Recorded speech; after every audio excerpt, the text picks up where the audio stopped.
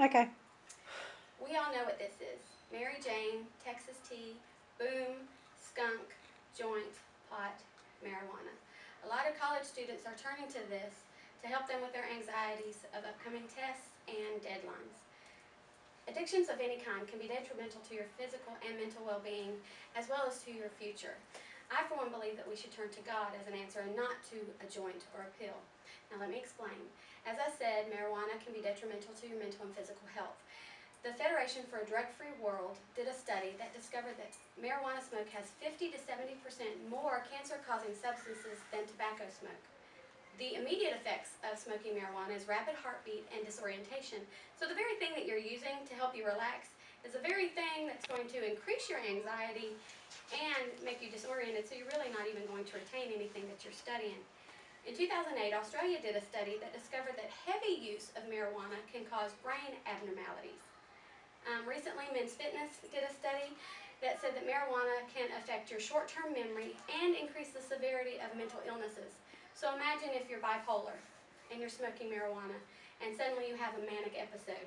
That marijuana is going to increase the severity of your manic episode. If you're depressed, it's going to increase the severity of your depression. It can also cause academic problems, which I've also stated. In 2013, the University of Maryland School of Public Health did a study that said that marijuana decreases your academic retention and your performance. So once again, you're studying for this test, you get a little anxious, so you smoke a little marijuana to help you study more, but in fact, you're not even going to remember what you studied, so you're going to fail the test anyway. Now, the Higher Education Act has stated that if you have any drug charge, including a marijuana charge on your record, you can no longer qualify for federal student loans, you can no longer qualify for federal aid, you can no longer do work studies, or any of those things. So if you're like me and you can't afford college to begin with, if you're caught doing marijuana, you lose your funding. So it's affecting your future. You can no longer better yourself to get that better, higher paying job to support your family if you're getting caught smoking marijuana and have these things going against you. I believe, like I said earlier, the solution is God. Isaiah 41:13 states that He is the Lord our God. He will hold our right hand. We are not to fear. He will help us. So right there He's saying, I've got it. The Bible, according to Rachel, says, hey, take a chill pill. I've got this handled. Just give it to me. Also, Philippians 4:13 says we can do all things through Christ, which strengtheneth us. So, if we can do all things through Him, why not go to the very one who says He's got it handled? In conclusion, everyone has stress. We all know that.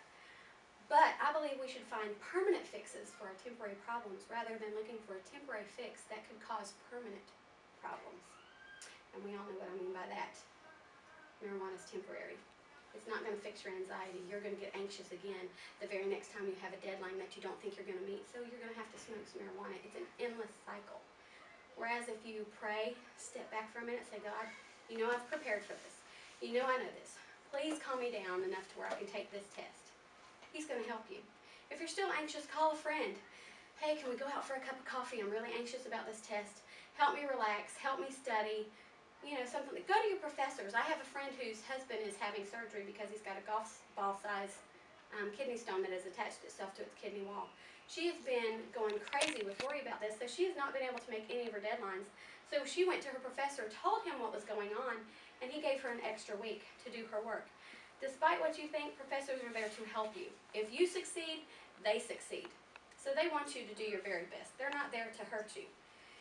The Bible says in everything, do all heartedly to the Lord.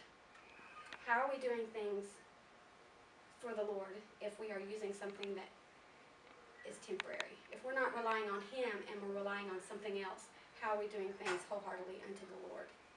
Which would you rather do? Take a test and remember what you studied so you can actually help someone?